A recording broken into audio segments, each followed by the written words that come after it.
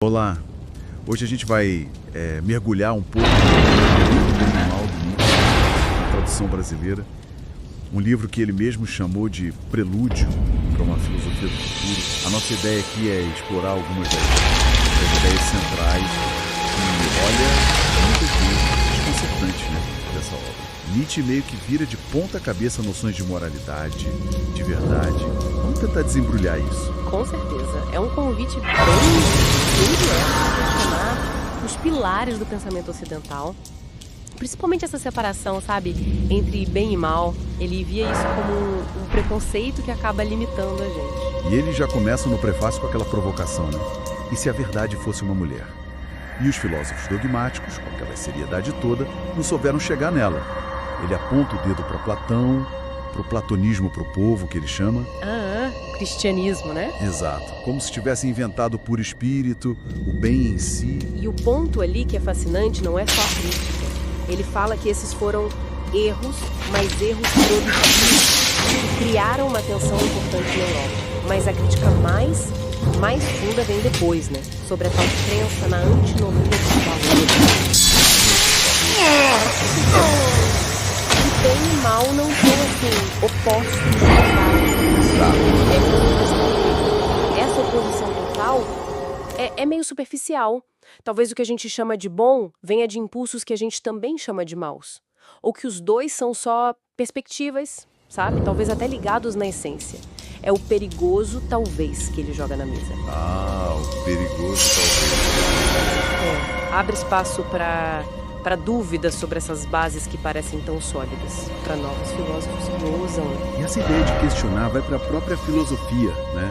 Ele sugere que a busca filosófica não é tão pura assim. Não é só pelo conhecimento. Tem outros instintos por trás, talvez morais ou imorais. Sim, no Aforismo 6 ele fala isso. Que toda filosofia acaba sendo uma espécie de confissão involuntária do autor. Nossa, isso é forte. É dinamite pura para a história da filosofia. Quer dizer, que a metafísica, aquilo que o filósofo disse a verdade última sobre o mundo, talvez seja só uma projeção das necessidades dele. Dos instintos. A moral guiando a busca pela verdade. Isso muda tudo na forma como a gente vê os filósofos. Faz a gente olhar com outros olhos, sem dúvida. Bom, se a filosofia tradicional está meio presa nisso, qual a alternativa para Nietzsche? É aí que entra o tal do espírito livre. Justamente. Mas, olha, é importante fazer uma distinção que ele faz, não é o livre pensador comum da época. Nietzsche achava esse pessoal meio superficial, sabe? Muitas vezes só trocando um dogma por outro, buscando a aprovação do grupo. O espírito livre dele é outra coisa. Mais raro, mais difícil. Como assim mais difícil? São pessoas que ousam pensar por conta própria, a ponto de precisar se isolar, talvez, até usar máscaras sociais. Ele fala isso no Aforismo 40. Todo espírito profundo necessita uma máscara. Para se proteger, né? Proteger o desenvolvimento interno das pressões de fora. E eles acabam batendo de frente com a moral gregária. A moral gregária. Essa seria a moral do rebanho? Do grupo, da maioria. Isso mesmo. Aquela moral que valoriza a segurança, o que é útil para a comunidade, a igualdade que nivela por baixo. Nietzsche via essa moral como algo nascido do medo. Do medo que os mais fracos sentem dos mais fortes. E aí essa moral acaba difamando os instintos mais potentes, criativos, que poderiam elevar alguém acima da média. O espírito livre desafia isso. Entendo. Mas essa figura do espírito livre, forte, meio isolado, não sou um pouco elitista? É uma crítica que sempre aparece, né? Sim, é uma crítica comum e válida para a discussão. Nietzsche não era exatamente um democrata, como a gente entende hoje. Ele valorizava a exceção, o indivíduo capaz de criar valores novos. E via a moral comum como um empecilho para isso. A solidão, a incompreensão seriam quase parte do pacote para essa tarefa, entende? Complexo. Os algoritmos deles são cheios dessas pilhas de pensamentos que tiram a gente do lugar comum. Dentro daquele da maturidade. A maturidade do homem consiste em ter reencontrado a seriedade de em criança se colocar no sol. Ou quando ele desmonta a ideia de livre-arbítrio. Sim, o Aforismo 19. Isso. Sugerindo que é mais um sentimento de poder sobre seus objetos do que uma capacidade real. São provocações constantes. São como pequenas bombas conceituais, né? forçam a gente a reexaminar o que a gente toma como certo, como óbvio. E isso tudo conecta com o papel que ele imagina para o verdadeiro filósofo, ser a má consciência do seu tempo.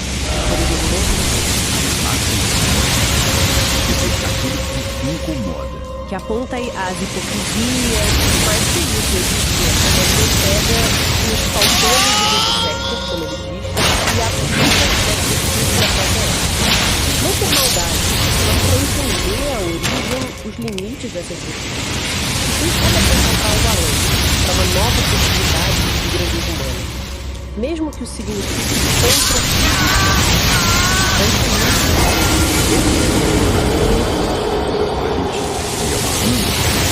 foi essa crítica forte do Nietzsche, a divisão fácil entre bem e mal, né? A ideia da filosofia como uma espécie de confissão e esse ideal bem exigente do espírito livre. Alguém tem que questionar tudo, até as verdades mais aceitas, e talvez seguir sozinho contra a moral do mundo. Exato. E fica pra gente pensar uma questão que o próprio Nietzsche levanta lá pro final do livro, no Aforismo 296. Ele se pergunta o que acontece com esses pensamentos que provocam, sabe? Esses pensamentos jovens, maliciosos, pontiagudos. Depois que eles são escritos, fixados no papel. O que acontece? Será que eles correm o risco de virar só mais verdades? Coisas fixas, dolorosamente verídicos e tão enfadonhos, como ele diz? Será que perdem aquela força da descoberta, do questionamento constante que ele valorizava tanto? É algo para a gente refletir, né? Sobre como nós mesmos lidamos com ideias que nos desafiam de verdade.